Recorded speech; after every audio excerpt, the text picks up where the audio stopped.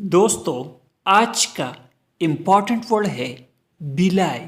बिलाई का क्या मतलब है, आइए सीखते हैं आज की इस छोटी सी वीडियो में। बिलाई का मतलब है जुटलाना, झूठा बनाना या वफा ना करना। आइए इस वर्ड को सेंटेंसेस में इस्तेमाल करते हैं। The liar belied the guilty.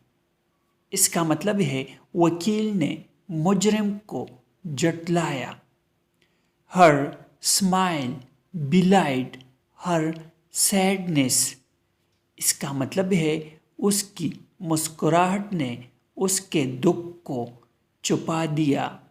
Sadness का मतलब है दुख। लायर का मतलब है वकील।